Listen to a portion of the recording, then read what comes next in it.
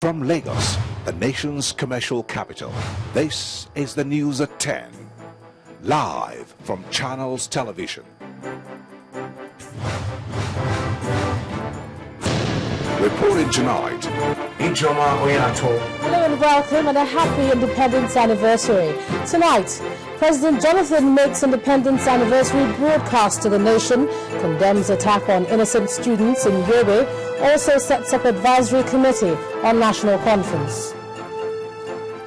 Former Nigerian leaders lend their voices to call for peace and national unity on Nigeria's 53rd anniversary. The 11th edition of The Platform holds in Lagos. State of the Nation, challenges and opportunities dominate talks. And President Obama vows not to allow Republicans undermine Obamacare as a condition to end shutdown. On Business News tonight, President Goodluck Jonathan recommits to fighting poverty and corruption as Nigeria turns 53. And in sports news, FIFA rejects Cape Verde's appeal from being disqualified in the World Cup 2014 playoffs.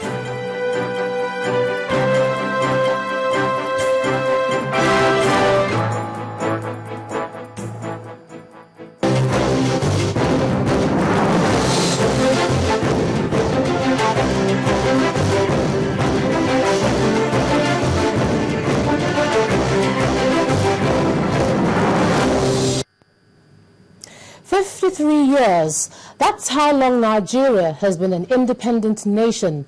And to celebrate this historic day, the President, on the dot of 7 in the morning, delivered his special broadcast of hope, unity and transformation to Nigerians.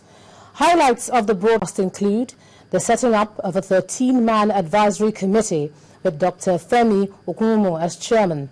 They have 1 month to work out modalities for a national dialogue. He also addressed terrorism and condemned the killing of innocent students in Yobe State. Our correspondent Ayotunde Balogun reports. One of the greatest expectations of every Nigerian on Independence Day is to hear the president speak on pertinent national issues. And this happened again in the early hours of today. The president began by raising hope about the future of Nigeria and better days ahead. If we look back over the years, we can say confidently that there is every reason to celebrate. Today offers us an opportunity to reflect on our long journey to nationhood and the progress we have made so far. Whatever the challenges that we may face, we have every reason to be proud of our national accomplishments. We have every reason to remain proud and optimistic.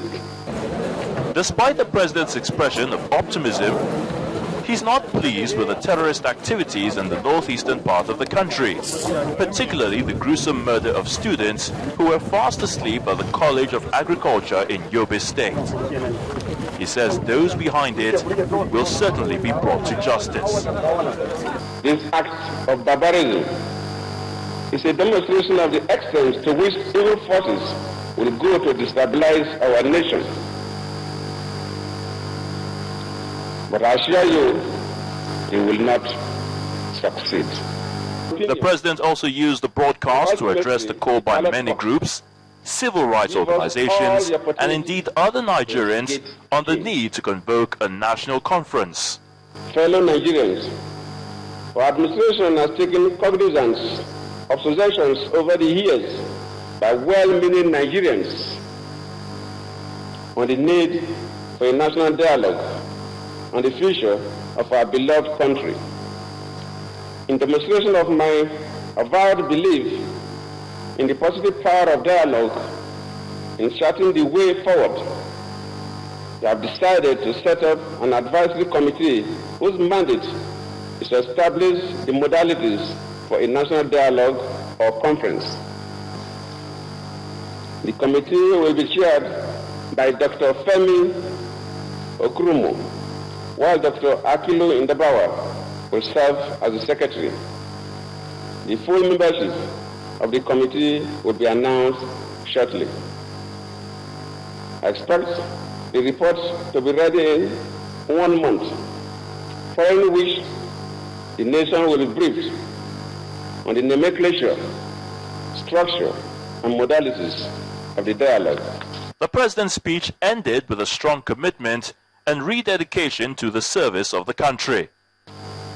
On my part, I rededicate myself completely to the service of this great country.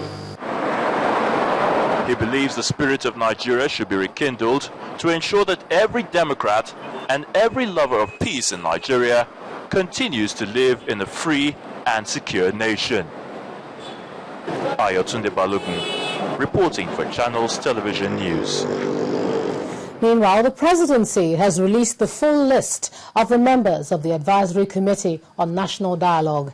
They include Dr. Femi Okunwumo as chairman and Dr. Akilu Ndabawa as secretary. Others are Professor George Obiozo, Dr. Abubakar Sadiq, Professor Ben Nwabweze, Senator Kairat Gwadabe, and Mr. Tony Uranta, among others. Now, still on the independence anniversary, prominent Nigerians and elder statesmen have been reacting to the president's speech. The former head of state, General Yakubu Gowon, says there's a need for Nigerians to continue to realize the fact that they need to coexist, while the head of the interim national government, Chief Ernest Shonekan, General Oladipo Dia, as well as General Domkat Bali, described the speech as eloquent. For them, countries and individuals do have challenges, but the way the issues are handled should be uppermost in everyone's mind. That you've got to continue every time. I can assure you the question of us, whatever it is, that we must live together and have a united country is something that is very essential. So, I don't think that there is anything wrong in saying, are you doubting that we live together? It is only to stress the point. We must thank God, first of all, in enabling us to keep together as one country for the past 100 years. I think what we need to do now is to continue with prayers so that a lot of the challenges we're facing are reduced. I don't believe that there is anybody or any country who is not facing any challenges at the present time. I support sitting down together and talking. But I think the most important aspect of our problem is attitude. When we talk and we take decisions, what will be or what is our attitude towards some of the decisions? How do you now interpret, react to these decisions, and be a good Nigerian in obedience to the decisions? The president's speech was very good.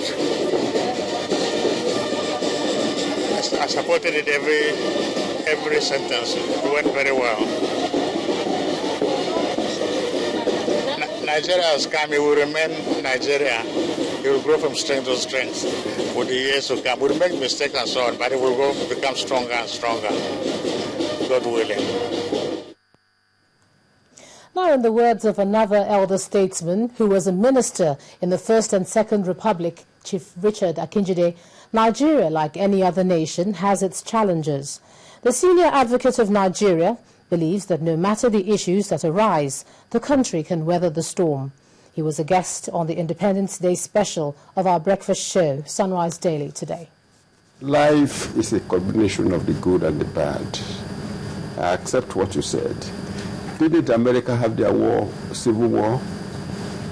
Didn't you have the great statesman who handled the civil war modeled in the theater? But have we learned from our own civil war? We are learning and we still learn more, but I accept there are a lot of things we have done we should not have done. For instance, the civil war, that should never have happened, but it happened. But at the same time, we've got great men like Balewa, like Shagari, like Obasanjo, and the present president, and other leaders we had. The good, the bad, and the medium. You cannot get all things right at the same time. First of all, I thank the president for that speech. I watch it in your studio, and it's brilliant speech, well balanced, and it's just one of those great things that we make. But I believe the work of that conference will produce something that will make us happy. Well, I had the privilege, the fortune or the misfortune of being the committee that drafted the present constitution, at least the structure chaired by Chief Rotimi Williams. And we tried to produce something we thought was very good. Whether you like it or not, it is the main structure on which we are ruled today. And I hope the new committee will come back with something which is also brilliant and very good. But let me warn you, you can't create a nation by creating a constitution.